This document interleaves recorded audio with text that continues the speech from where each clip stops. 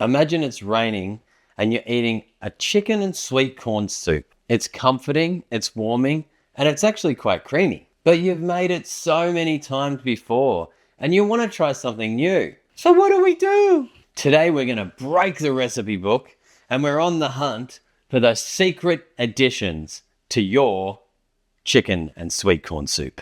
Not secret ingredients, secret additions. And by the end of this, you'll know exactly what I mean. But first, I'm Brenton. I've been cooking with my imagination for years instead of following recipes. And today, I'm going to help you do the same. Let's take a look at the ingredients.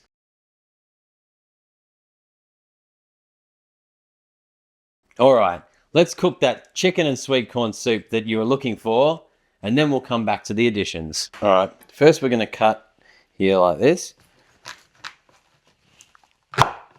Like so, and then it should just strip. Yep. Take this hairy bits off, and then we'll cut the kernels off to add them to the liquid. All right, I'm going to cut it in half, like so, and just cut the kernels off. Now, I'm going to add the kernels to the liquid, and then I'm going to add the part of the cob as well, because it's still got some of that rich, creamy, sweet corn flavor in it.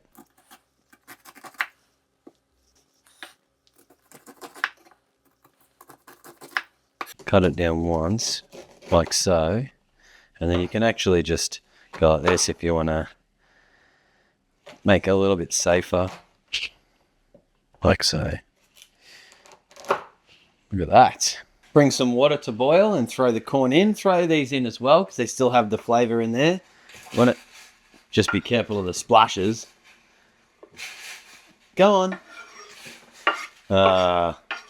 Don't make a mess like that. Let's cut up some onion and some garlic and put it in the water so that it also brings the flavor out into the broth.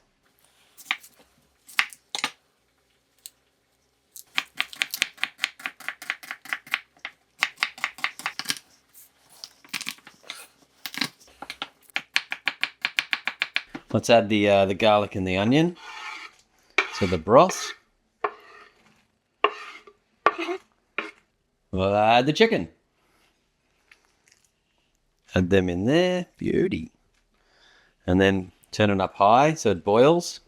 All right, let's cut up some leek to add it to the broth. But leek in chicken and sweet corn soup, that's not right. We're actually going to cut it here and here and add it and then take it out. So it adds the flavor, but it doesn't take over the whole dish. Cut it here. Cut it here. I'm just going to add it like that so the flavor comes out of it. Let's chuck it in. Let's put it in there like so and put the lid on. Make sure we keep that boiling. But how long do we boil it for? We'll cook it for about 20 minutes. It's really until the chicken's done. Just make sure everything's under the water, and if you have to, move it around and submerge all of the ingredients. All right, so we want to check that the chicken's done.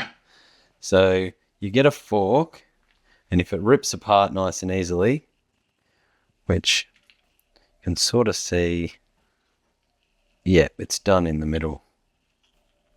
Perfect. So what's the deal with the tomatoes and the orange? Let's come back to the orange and the tomato. But first, let's deal with the broth. So I'm going to take the cob out. So that's done its job now. It's added the flavor. And the leek as well we'll take out.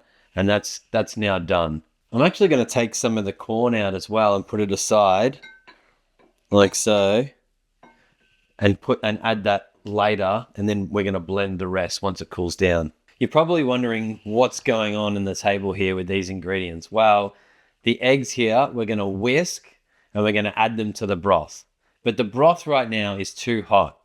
So we're going to let it cool, because if we add them while it's hot, then they'll scramble. So while we're waiting for that to cool down, we're going to rip apart the chicken. So we just want to get 2 forks and just make it stringy by ripping it.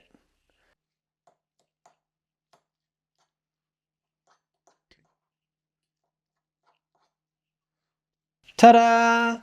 All right, the broth's pretty much cooled down now. Let's whisk some eggs. So Grab an egg, just like so. Crack it in. Same with the second one. Don't get any shell in there. And then just nice and gently whisk it up.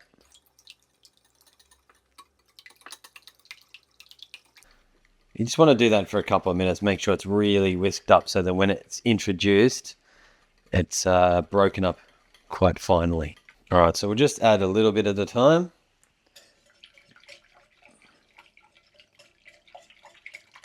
Just like so. That way it thickens up the soup, but it doesn't add scrambled eggs. Now we're going to blend it and then get it boiling again. All right, I've blended it. I've put it back in, and I'm going to add the chicken and the corn and then heat it up and try it and see how we are. Chicken's back in, corn's back in, the broth's thickening up with the egg. It smells exactly like that chicken and sweet corn soup that we know. Still no clue of what those two additions are. All right, let's have a little taste. It's quite hot, so... Oh yeah, definitely corny. It needs some salt and pepper, that's for sure. Let's add those two.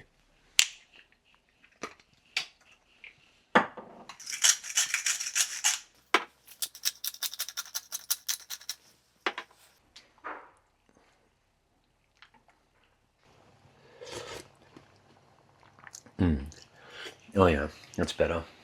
So far we have a proper chicken and sweet corn soup. If stopped right there, no one would complain, but nothing's new. So let's look for some addition or two additions to add to the soup. Let's pull apart what we have in the soup already. So corn, which is sweet, it's a little bit creamy, it's starchy. Then we have chicken, which is savory. We have garlic, which is also savory. And we have the leek, which is savory as well. So what have we got? Sweet, creamy, mostly savory. What don't we have? We don't have acidic, we don't have buttery, and we don't have spicy. So spicy, I'm leaving that alone today because it's a rainy day. Well, maybe not today, but it's a rainy day meal, so we want it comforting. So that leaves two gaps, buttery and acidic. So we've got acidic here, but here's where it gets interesting. Because if we just add these fresh as they are straight to the soup, they're going to take over the whole dish. So what do we do then? Good question, because the secret was never the orange and the tomato, because they were there all along.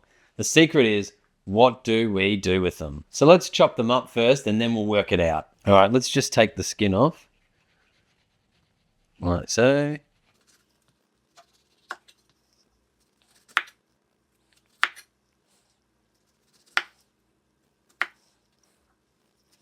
All right, I'm going to cut that up into smaller bits.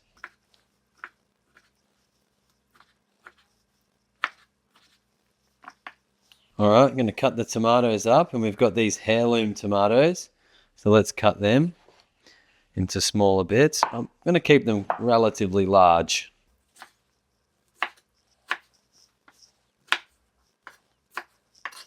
So we've still got another gap, the buttery. But what if solving the acidic problem and the buttery problem happens at the same time? Cook the orange and the tomato on a really high heat with ghee. So let's add the ghee in. Ghee's in. And this in. Oh yeah. Nice and hot. I'm trying to sear them, trying to lock in their flavour. I'm using ghee rather than butter because butter has a lower smoke point, and I'm trying to cook them at a really high heat. The butter would burn and would wreck the exact flavour we're trying to create with the ghee and the high heat with the orange and the tomato. Look at that, that's caramelizing. All right, they're done. I'm going to take them off. Cooking them on the high heat evaporates the water, dries them out slightly. The heat's concentrating the natural flavors of the orange and the tomato. And because we're cooking in ghee, that's soaking in. One move, but two gaps are solved. So buttery and acidic, and they're working together instead of fighting each other. Because they're seared, they've got their own flavor, whereas if I added them raw, they'd break up and take over the whole dish. All right, let's serve it up. All right, served up. I'm just going to put a little bit of these seared orange and tomato on top. Good one of these. And then we'll try it. I'm excited. Let's have a little try.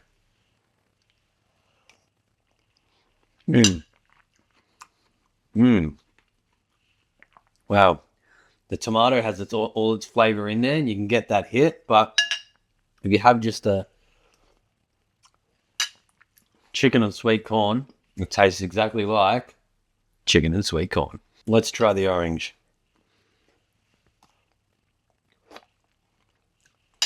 Oh, it's hot.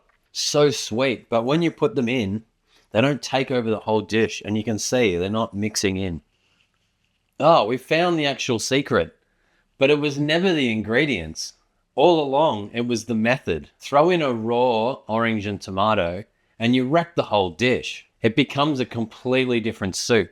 Whereas now, we've maintained the integrity of the chicken and corn soup, but we've added a couple of ingredients that are there as a little pop. And the butteriness of the ghee sinks into the tomato and the orange, which is just there really subtly. So next time you're stuck in that rotation of that exact same dish, don't just ask what's missing. Also ask, what's the right way to bring that missing thing in? Sometimes the method is the twist and not just the ingredient. If you're liking the content, like and subscribe. Help out the little channels. And if you like this video, you're going to love this one.